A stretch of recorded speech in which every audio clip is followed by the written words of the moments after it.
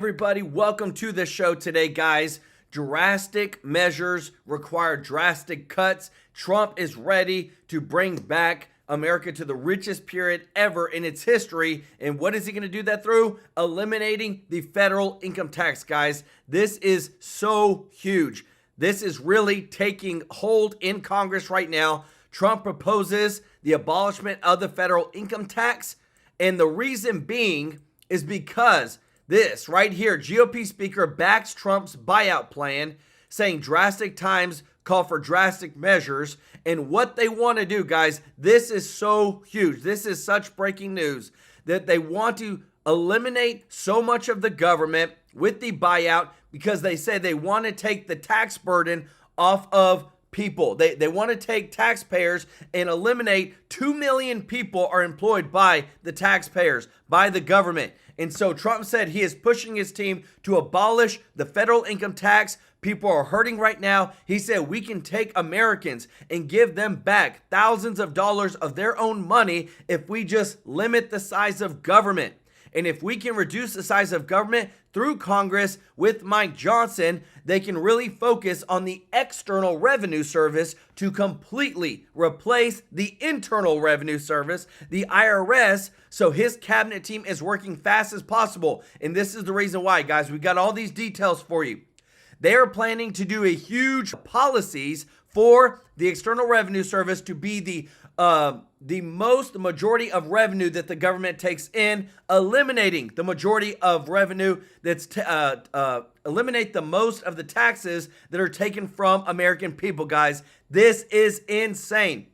Also, guys, so much breaking news today. Newly resurfaced information has come up fighting against the Democrats and their demonization of Trump and his team on mass deportations. Bill Clinton deported 12 million illegals in the country.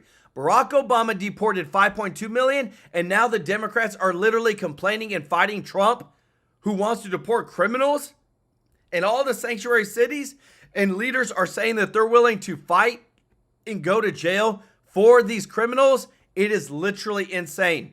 On top of that, today's breaking news, we have Rfk Jr for Secretary of Health and Human Services and Howard Lutnick for Secretary of Commerce, and things are getting really heated up in Congress between the Democrats and these appointments. Guys, I'm telling you, the reason that they're fighting them so hard is because they are not deep state. I've got the evidence to show you that most of the people critical of Rfk Jr., like Bernie Sanders and Elizabeth Warren, are actually receiving millions of dollars in donations from Big Pharma. That's why they're fighting him so hard.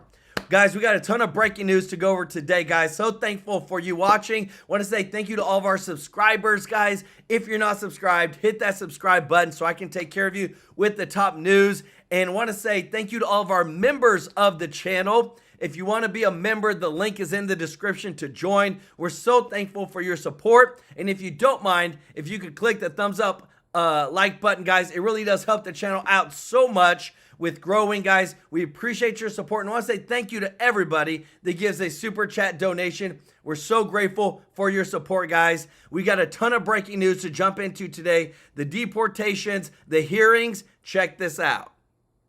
So let's get to it, because this is not just about contrasts and presentation. That's important because there are political lessons going forward.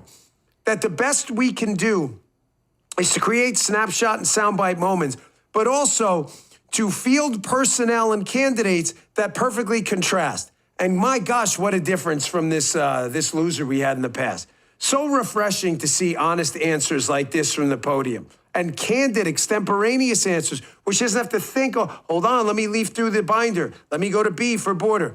She's asked a question about, hey, man, you know, you guys are deporting a lot of these people, and some of them don't have criminal records. And Caroline Leavitt shuts that right down.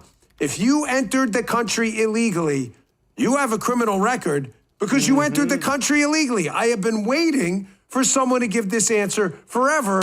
Applause line. Caroline Leavitt, check this out. 3,500 arrests ICE has made so far since President Trump came back into office. Can you just tell us the numbers? How many have a criminal record versus those who are just in the country illegally? All of them, because they illegally broke our nation's laws and therefore they are criminals as far as this administration goes. I know the last administration didn't see it that way, so it's a big culture shift in our nation to view someone who breaks our immigration laws as a criminal, but that's exactly what they are. Wow. Folks, that is a fact. Let's go. And now I see a bunch of people. I'm going to prepare you now. Are you all ready for debunking? Folks, we're going to have to be doing this now for 4 years. We're going to have to instantly do what we did with the fake bloodbath hoax. We are the media now. We are the media now. I say that because the minute she said that, a bunch of liberal bags on Twitter were like, well, technically it's a civil penalty to be in the United States illegally. Correct. However, it is not a civil penalty to evade border officials and enter the country illegally. Do you get the difference? You see how the nitpickers pick nits? They go, well, Caroline Leavitt's not exactly accurate. Being here illegally or being here without the proper paperwork is a civil violation. Crossing the border illegally is a crime. That's what she's talking about. How do you think they got here? You think they were airdropped in? What are you, an idiot? Nope, they crossed over illegally. I want to throw a hat tip out because I enjoy promoting other creators, content creators, and influencers.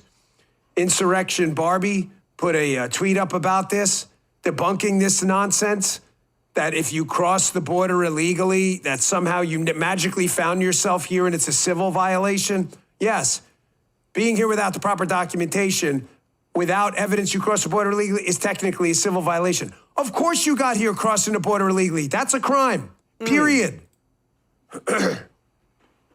Folks, it is up to us. It is up to us. We are the media now. I mean it. I don't mean this hyperbolically as a virtue signal to kiss your... You guys are the media now. We won. We beat them. We beat billion-dollar media communist enterprises doing exactly what we're doing now, taking media misinformation and correcting it on platforms bigger than they have. And the combined effort of all of us is bigger than them. I've been dying for someone to give that answer for a long time. You cross the border illegally, you are a criminal. 100%. Here was another answer yesterday. The media now all of a sudden is interested in the Biden inflation. They ignored Biden's inflation while Biden was in office to try to cover him so he'd get a Democrat elected, Kamala Harris or Joe Biden prior to him. They ignored the massive effect on Americans' wallets. We hit 9% inflation at one point.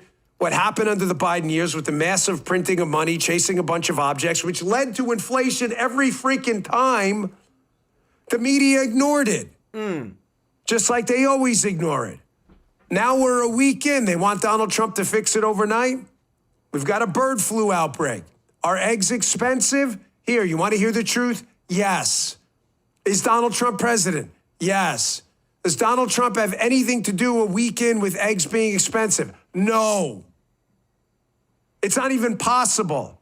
Watch these media. Guys, and you know how insane it is to hear these reporters literally come out and say, well, eggs are reportedly the highest they've ever been under Donald Trump's administration. And everybody's looking around like, are you kidding me? They get this precious moment in time to ask a question at the White House press briefing, and they're going to make that type of statement. All they're trying to do is get a headline. People try to peg down Caroline Leavitt right now, I pin her down here on this, how somehow now a week in, Donald Trump's responsible for 4 years of the Biden inflation. Which gives a perfect answer. Great job reframing it by Caroline Leavitt. Do not accept the premise of a stupid question. Watch this. Christian Day talk. Thanks, Caroline. Just real quick, you mentioned the inflation executive order the president signed, but egg prices have skyrocketed since President Trump took office. So what specifically is he doing to lower those costs for Americans? Really glad you brought this up because there is a... Guys, they skyrocketed since he took office. Can you believe this crap? Just want to say thank you so much, everybody, for supporting the channel. We got almost 700 people watching, guys. If you don't mind, click the thumbs up like button. It really does help the channel out so much. Thank you for your support.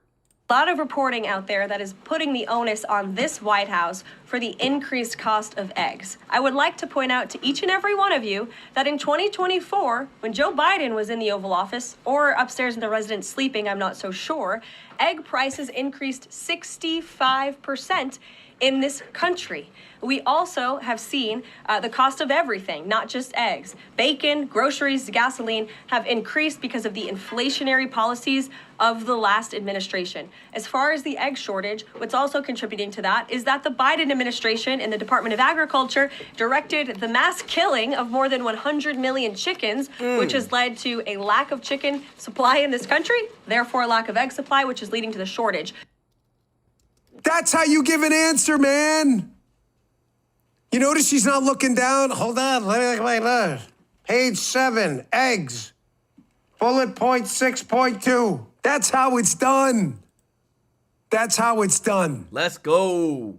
Folks, do not fall for the egg line, okay? Are eggs expensive? You are correct. Is Donald Trump president? You are correct. Is there a correlation or causal relationship between those two? There's certainly not a causal one. Donald Trump is already committed to bringing down inflation. There is a severe supply shortage with eggs. The media used to report on this stuff when it was Republicans in office, ignored it with Democrats. Now all of a sudden they're interested again in inflation. Fascinating. Guys, isn't that insane that guy literally said, oh, since Trump's taken office, the price of eggs has risen to the highest. He's literally been in office for 1 week, guys. That's how pathetic these people are. Guys, I love this transparency that we are getting from ICE. Guys, enforcement January 29th, 1,016 arrests made, 814 detainers lodged. This is the transparency that we want from the administration. It's beautiful. On top of that, Trump signed another executive order executive order to deport pro-Hamas students on visas that break that law.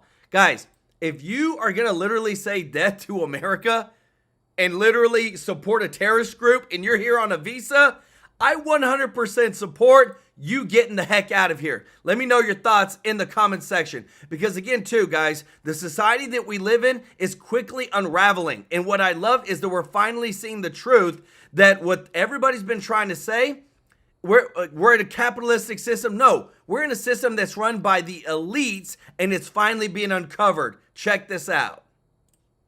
We have a capitalist system that has no capitalists. Just doesn't. First off, the vast majority of people don't own anything, no real assets and no financial assets. Just don't. But it gets worse. The rest of it's an oligarchic structure that really doesn't, they don't want to deal with markets and they don't want to deal with profit. They want to deal with they want to deal with platforms and they want to deal with rent and rent seeking. That's where we are. And any finance is not entrepreneurial finance. You as an entrepreneur, how easy is it for you to get a loan? How easy is it for you to attract any equity capital? How easy for you to start a business, given the regulatory apparatus and the lack of capital? How easy? Not easy. I'm not saying it's supposed to be totally easy, because capitalism and late-stage capitalism is all speculative finance capitalism. It's all a big casino. It's a big casino where they've socialized the losses. That would be you. It's a fancy term for you underwriting and paying for it. And they've privatized the gains. They get all the upside. You've mitigated the risk, because every time we've got to save the system, this is what they're saying now. They want to bail out now in Silicon Valley. We need more government money. It's a space program. It's the Mercury program. It's the Marshall Plan. We need it. We need more money. We need free money. Because they screwed up and billions of dollars, hundreds of billions of dollars. Now they need more of your money. Are you going to get into the upside? Are you participating in that? Somebody told me one time, well, Steve, they structure these things in the bailout. You know, they got like 7% on their notes. I said, yo, dude, at Goldman Sachs, they teach you when you put that money at the top of the cap table, everybody gets crammed down and crushed, including the management of all those firms like Goldman Sachs. Everybody gets crushed below you. You own the bulk of the upside. With mitigating your risk to get paid back with a little something for the effort, plus unlimited upside. and you spread it around for a little bit and you incentivize management. Did that happen in 2008? It did not. Is it going to happen now in Silicon Valley? It is not. And here's what I use as a prototype. Here's a remember Silicon Valley Bank? Does that strike a chord with this audience? Remember I was railing on that thing for weeks? A bank of the bank of the oligarchs bank, and it got so bad, Peter Thiel the night before said, if you have any money, maybe you want to get it out, and boom, that's just a tweet out in the open. That's the worst. Next thing you know, they're all, the investors, get my money out. People there with their money, get my money out, need my money out, run on the bank. They had plenty of money. These venture companies had plenty of money to make. Remember the excuse, we're not gonna, these companies are so amazing. There's like 500 of these little companies. This is the future of America. They can't make payroll. Well, why can't they make payroll? They got the biggest venture capitalists in the world sitting right there. There's plenty of cash. Remember, every time Elon comes up and wants a government subsidy, every time they come, there's plenty of capital. They're washing capital. It's about returns. If they get you, the suckers, if they get the rubes to put the money up, of course. And guys, I have to say this, and I'm sorry to interrupt, but what I love what Bandit is talking about, and this aligns with Trump, about the External Revenue Service and the IRS. You get taxed when you get paid. You pay taxes when you buy things. You pay taxes whenever you buy a house. You pay taxes whenever you sell a house. You pay taxes when you buy a car. You pay taxes whenever you sell a car. We are taxed like crazy by our government, and that's what he's saying is we're the suckers right now. But we finally have a president who says, you know what? Let's take the burden and put it on the foreign people. Instead of giving foreign nations hundreds of billions of dollars of taxpayer money, why don't we take hundreds of billions from foreign nations and tariff them and give it back to Americans? Guys, we are in an awakening right now, and I'm so happy to be reporting this. They're going to take it. They're going to get higher returns. If they had to bail out Silicon Valley Bank, the returns on these 500 great little companies have been worse. That's okay. It's called capitalism. We don't have a capitalist system. Not even close. This is a rigged deal from the start to the finish.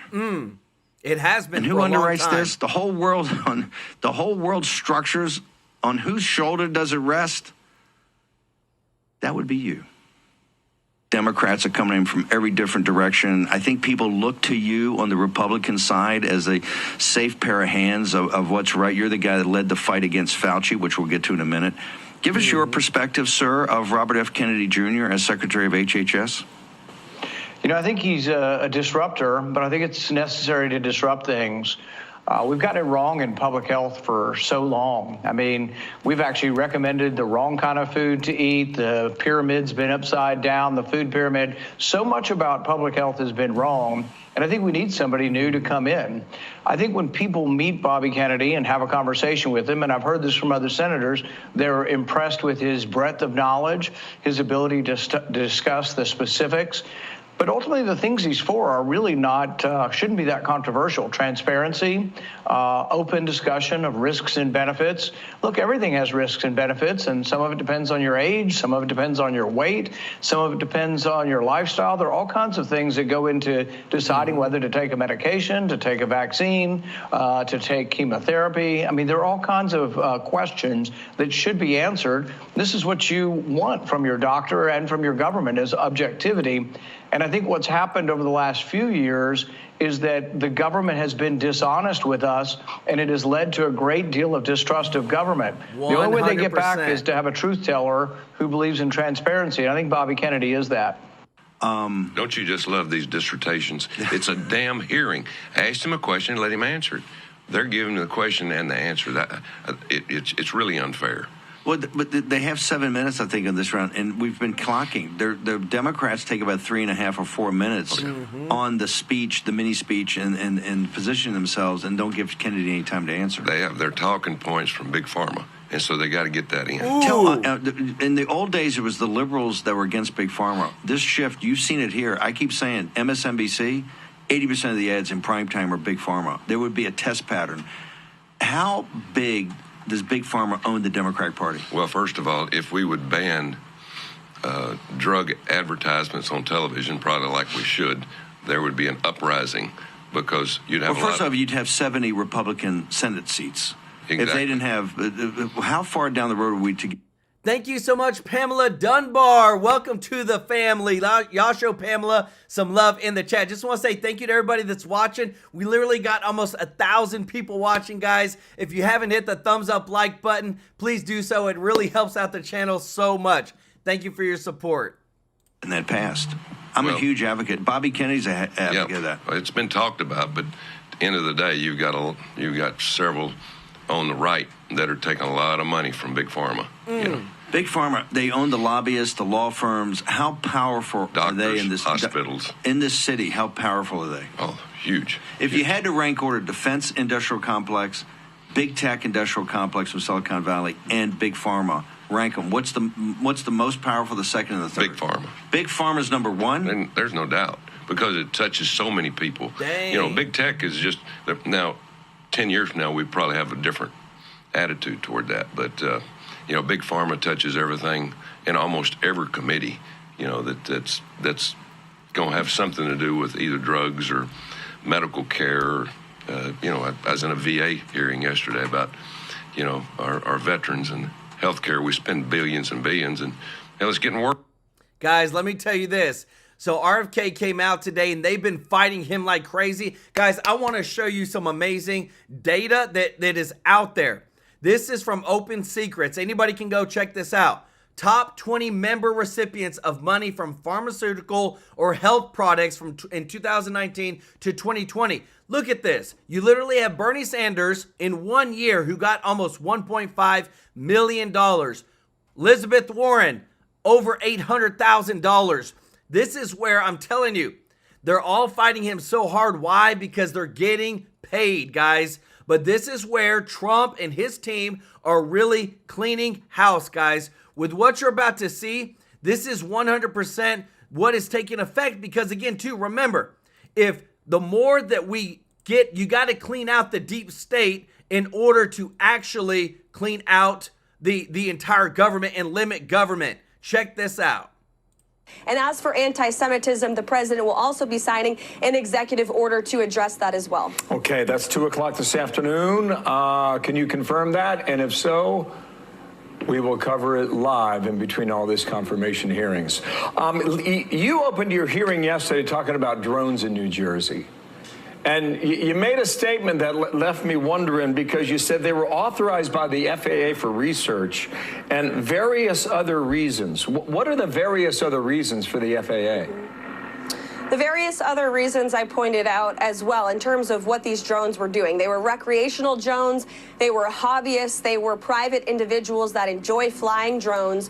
And once there was curiosity about the drones, then other folks that own drones, I guess, were inclined to fly their drones as well. So it led to an increase of the sightings that the people of New Jersey were seeing. But as President Trump told me to make it very clear at the podium yesterday, this was not the enemy. These were simply hobbyists and the FAA who were doing these drones for research. So everyone can breathe a sigh of relief on that.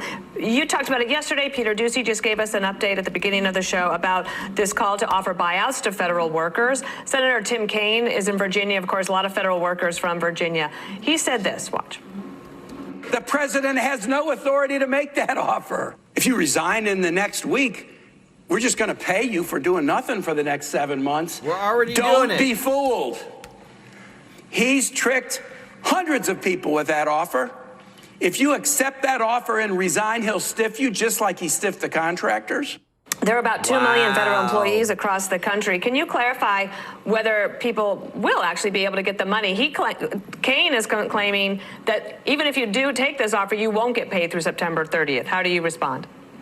Well, first of all, he questioned President Trump's legal authority to do this, and the president has the legal authority to tell federal workers that within the confines of the law and their contracts, they have to show up to work. Only 6% of the federal workforce in Washington, D.C. actually shows up to the office. That's egregious. American workers, the middle class, who keep this government up and running with their hard-earned tax dollars, have to show up to the office every day, and President Trump expects bureaucrats to do the same. And if they don't like like it? Well, guess what? They are getting a very generous payout from this administration. They'll be paid for the next 8 months. I think DOGE just put out a tweet. It's great that says that they can have their long-awaited vacation if they wish for the next 8 months. But we are going to ensure that the federal office buildings in this city are filled with productive and excited workers. Yes, yes, they will. Last question. Does Kennedy have the votes to be confirmed? Yes or no? We believe so, and we sure hope that he does, because he is an exceptional and brilliant individual, highly respected. He's going to help President Trump make America healthy again, which is a priority for tens of millions of Americans at home. Okay, the hearing starts. Guys, let's go, guys. We're cleaning house.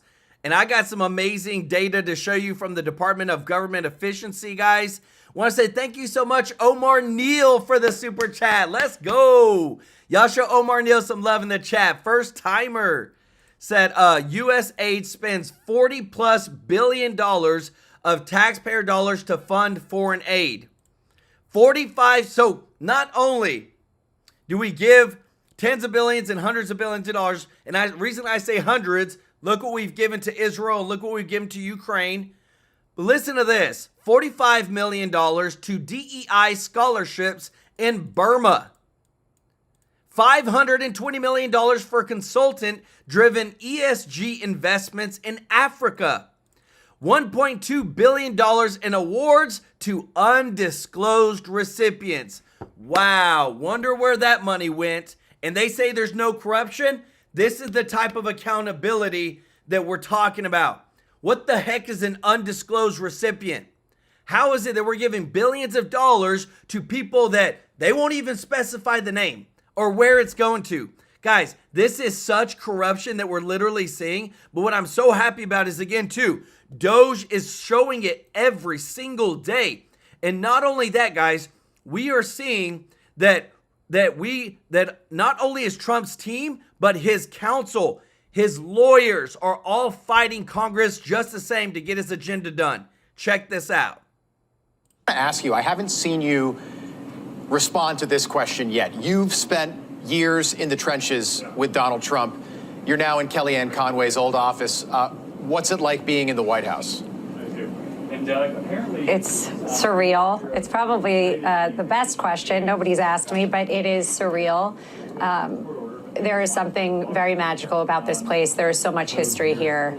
And even just sitting in that office that I have in the West Wing and coming in every day and out and knowing that President Trump is right where he's supposed to be. After, as you know, and we've talked about forever, it feels like, for the better of 4 years, his cases after cases, witch hunts after witch hunts, them trying to take him down, and seeing him sit at that desk and do what he has done, and it is more than anybody has done in such a short amount of, just 100 hours. I mean, look at the first 100 hours. It was insane.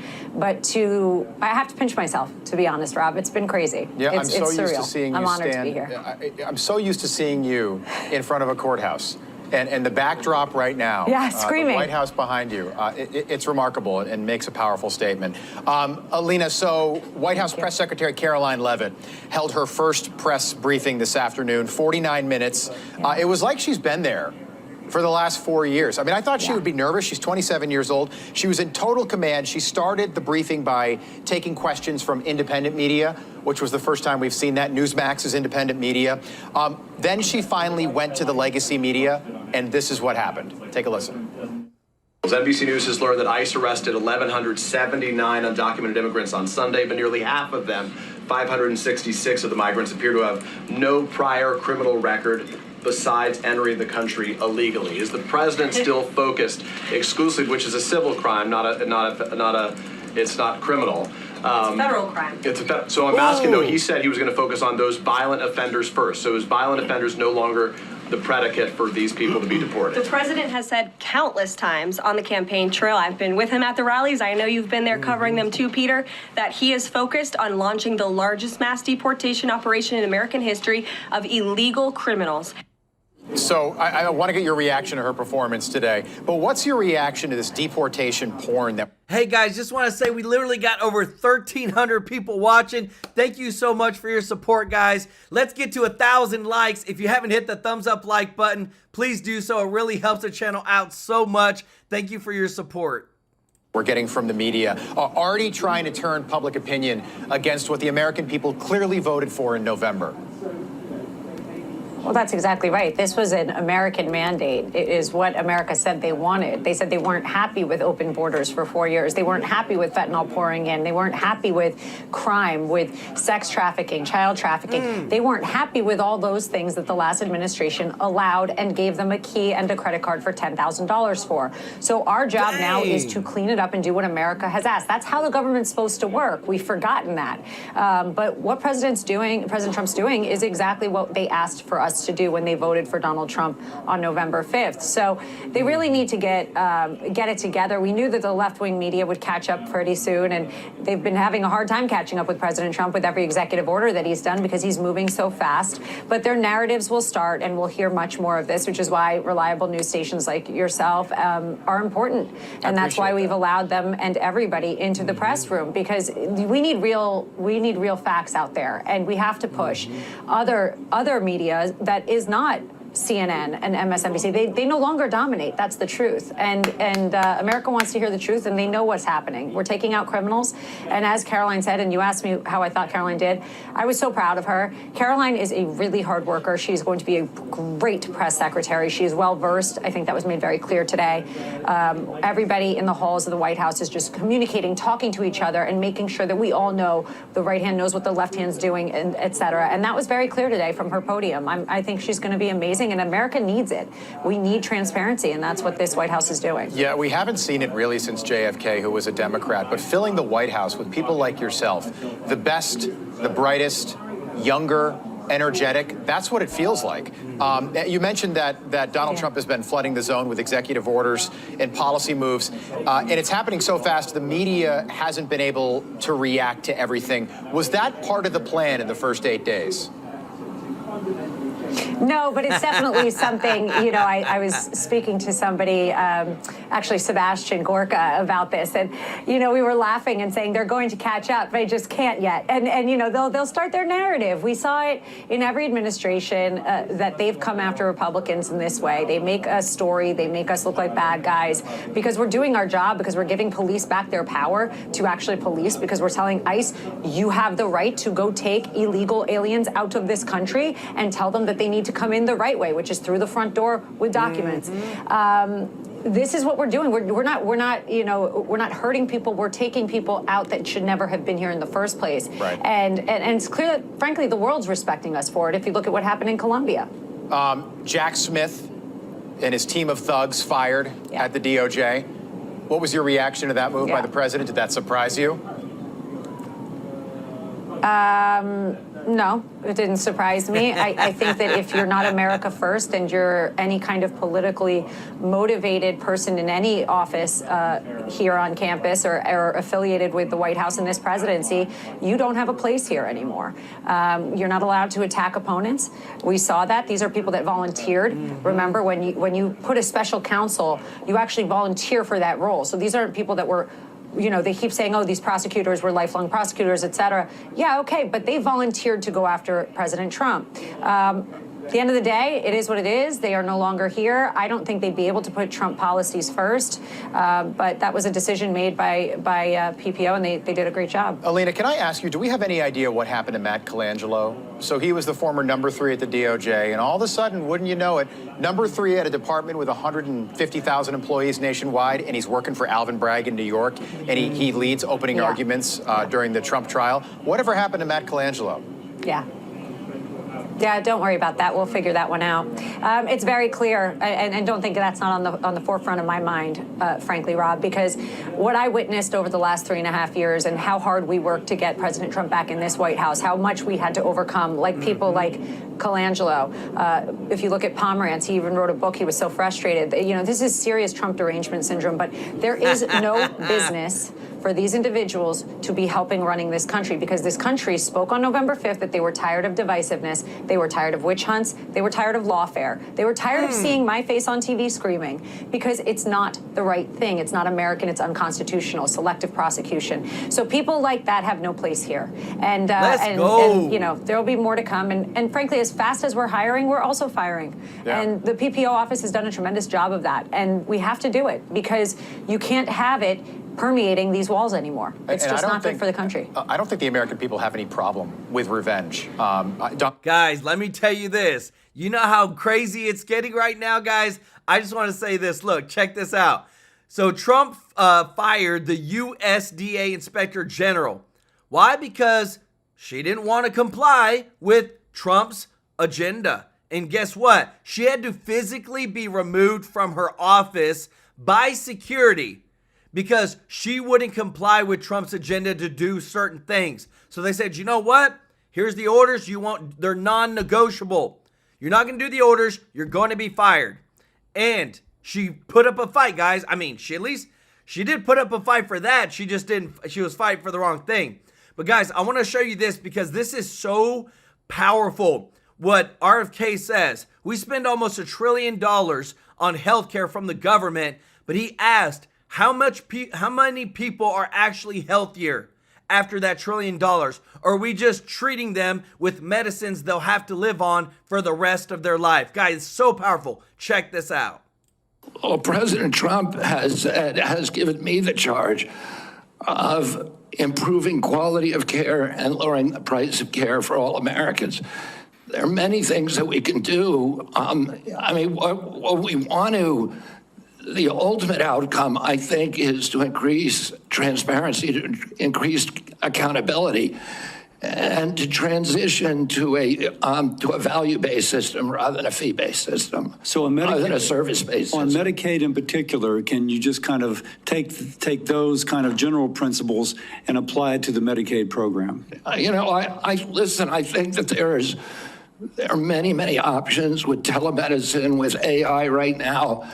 And, you know, there's including direct primary care systems. We're seeing that movement grow across the country. There's one of the largest providers. So going back to Medicaid though, and speaking of these specific advances, what reforms are you proposing with these ideas vis-a-vis Medicaid? Well, I don't have a broad proposal for dismantling the program. Of course not saying that. I think what we need to do is we need to experiment with pilot programs in each state. We need to keep our eye on the ultimate goal, which is value-based care, which is transparency, accountability, access.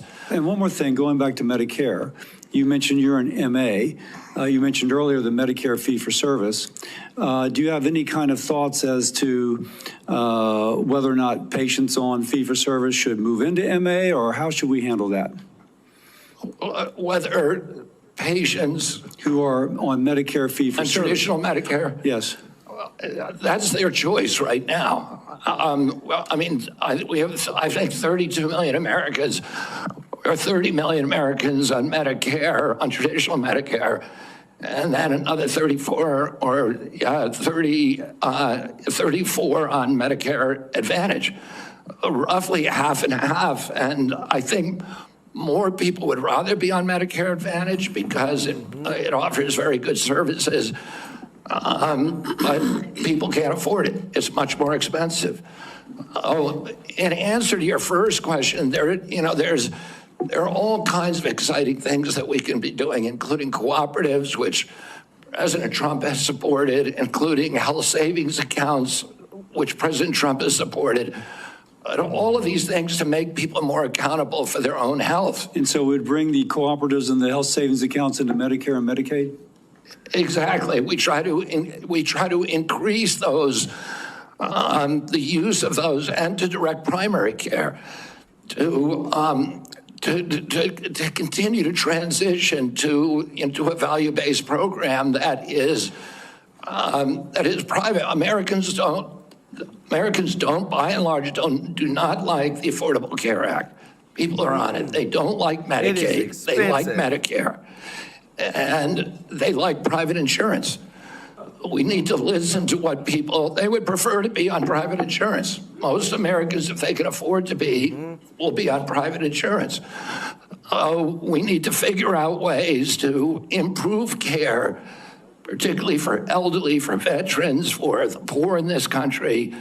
And Medicaid, the current model is not doing that. I would ask, any of the Democrats who are chuckling just now, do you think all that money, the $900 billion that we're sending to Medicaid every year, has made Americans healthy? Do we think it's working for anybody? No. Are the premiums low enough? Boom, baby.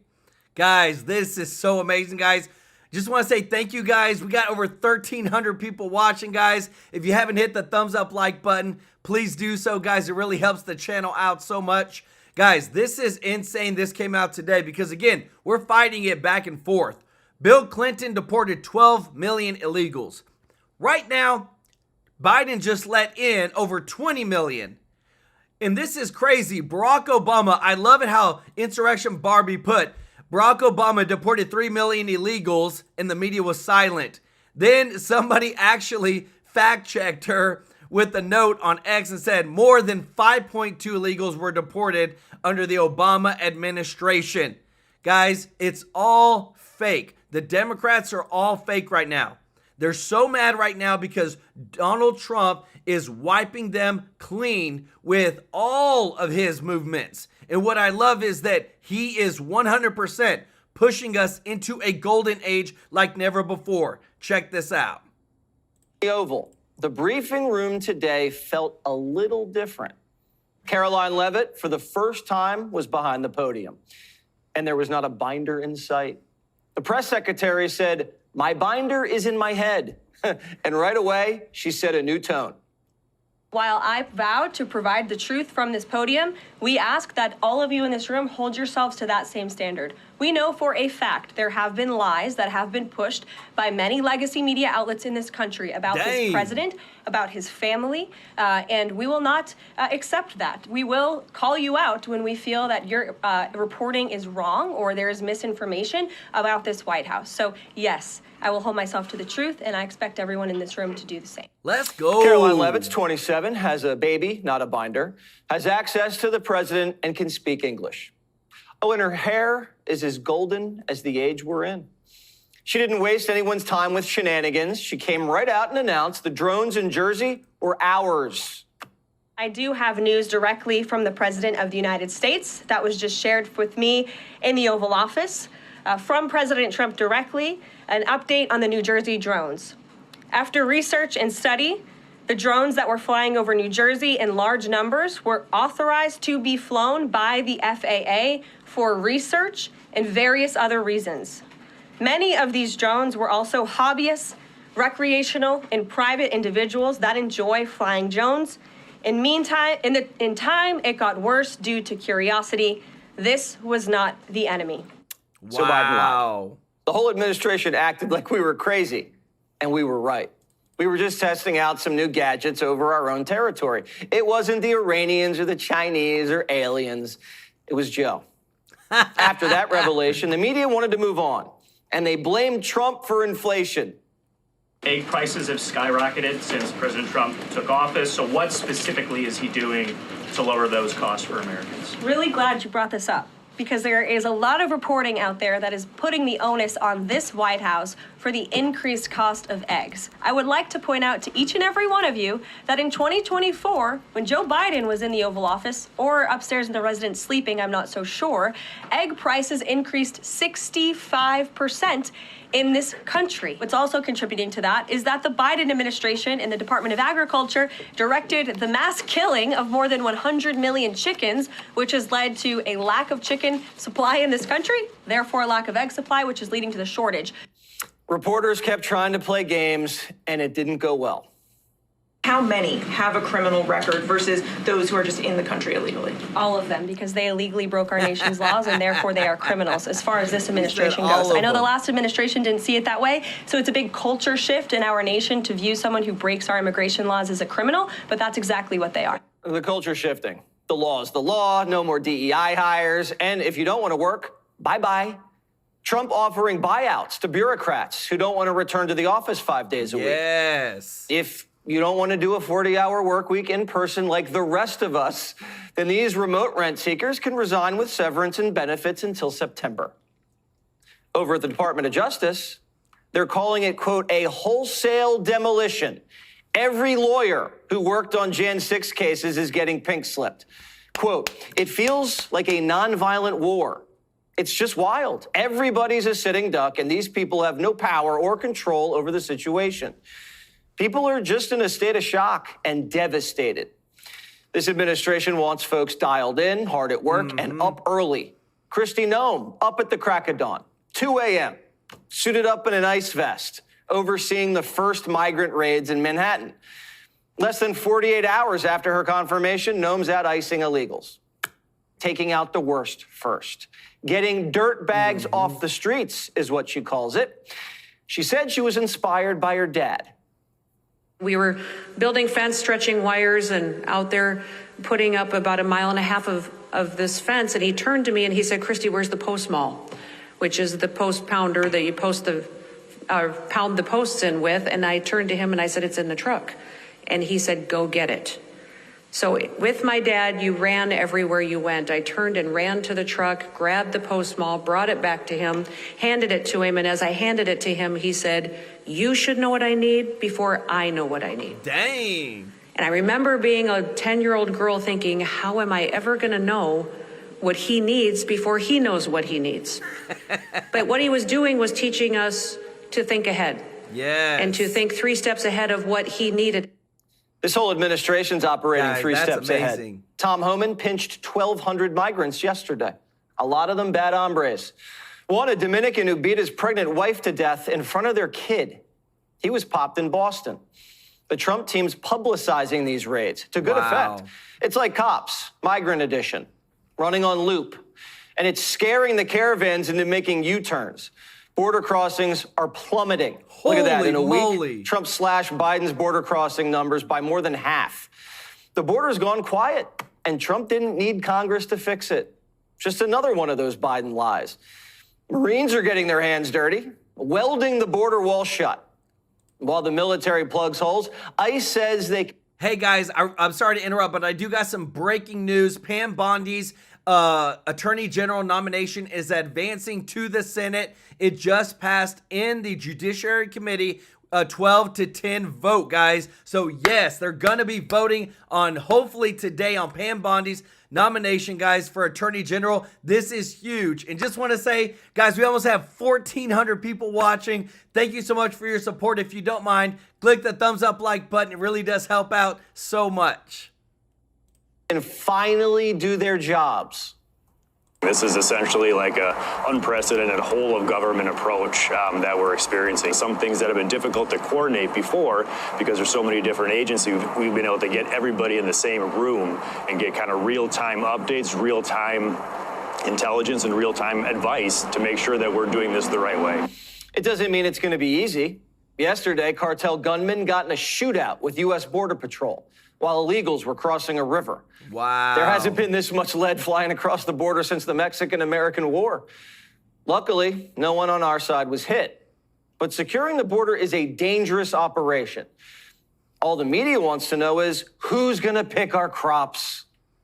42% of crop workers were undocumented immigrants.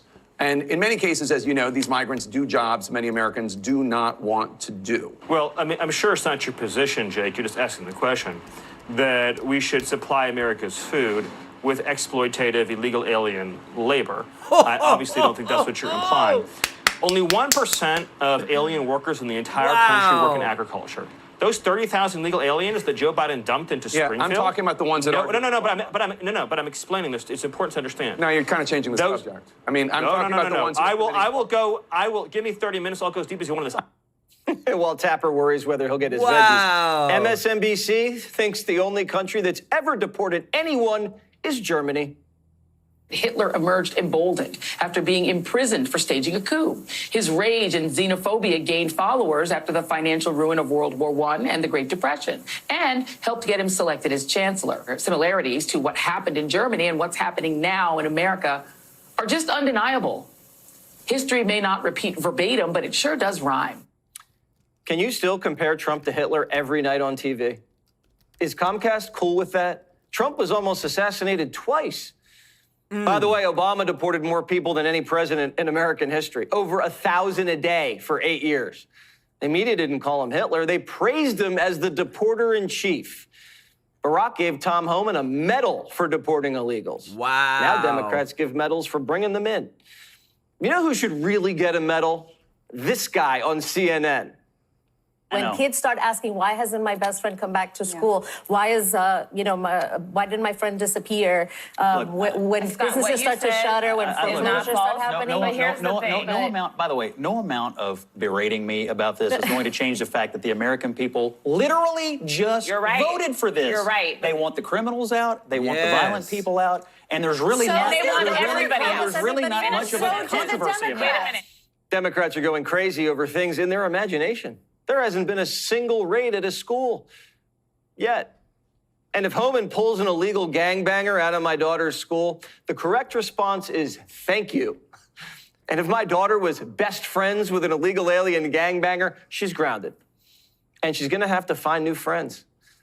While Democrats were focused on drag queens, reading stories to kindergartners, the rest of the country was like, guys, can you kick out MS-13 and lower the price of gasoline?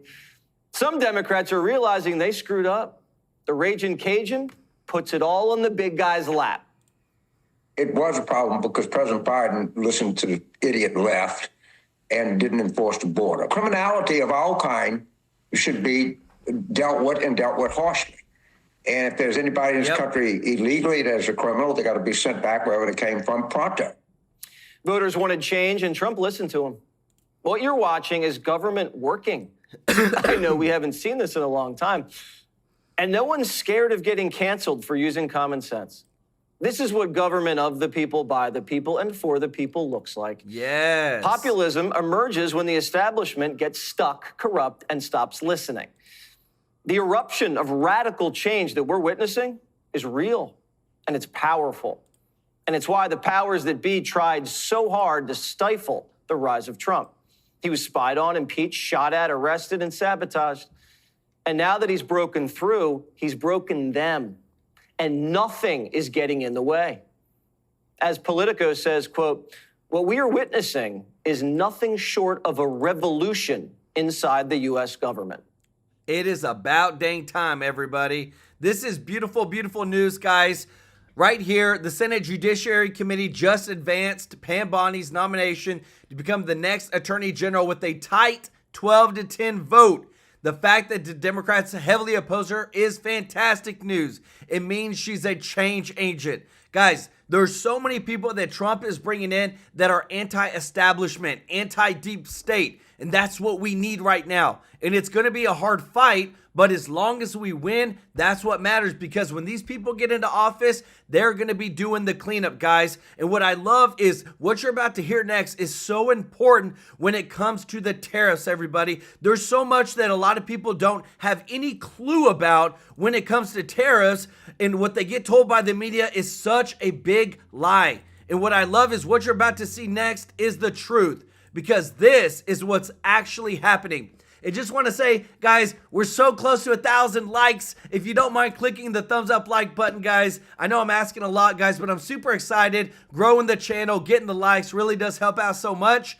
And I hope you're finding value in this show. Check this out. We can't sell a Ford or GM in Europe. You go to Europe, you can't sell a Ford or GM. Why? There's 100% tariffs. 100%. How about in Japan? 100% tariffs. So do you think if we said, we're going to tariff you the way you tariff us, do you think they're going to allow Mercedes and all these Japanese companies and Porsches and BMWs to all of a sudden have 100% tariffs in America? Of course not. They're going to come and negotiate, and their tariffs are going to come down. And finally, Ford and General Motors are going to be able to sell in these places. How's that sound?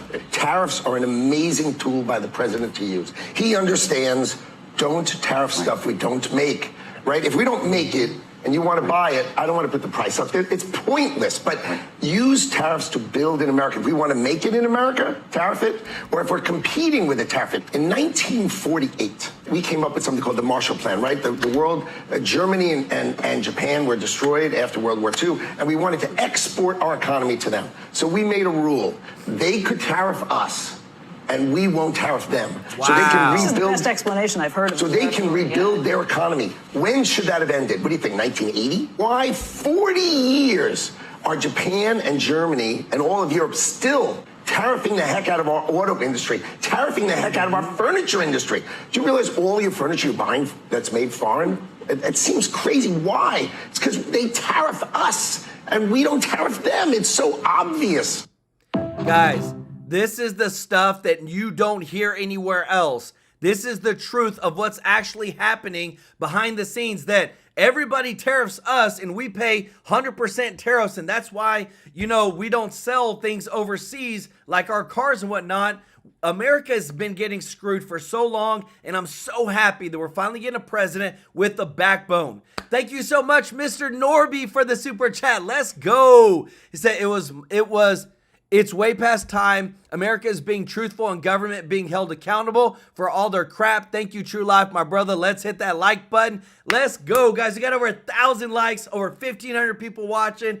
If you haven't hit the thumbs up like button, guys, please do so. Thank you so much for your support. If you're not subscribed, hit that subscribe button, guys. We are doing big things on this channel, and we want to serve you every day with the top news. And just remember, we do 2 shows a day, Monday through Friday, with the top news, and 1 on Saturday, 1 on Sunday. Want to give some love to Omar Neal, Mr. Tracy J. Norby. Y'all show them some love in the chat, guys. We want to continue growing this channel and growing the truth and bringing the truth to you every single day. And remember, we're working on it, guys. Merch is coming soon, and we're using the best quality shirts, the highest level of printing, because we want these shirts to last forever, guys. I'm so excited for where things are going, giving back to charity and partnering with you and doing that. We love you, appreciate you, and we'll see you in the next one. Take care.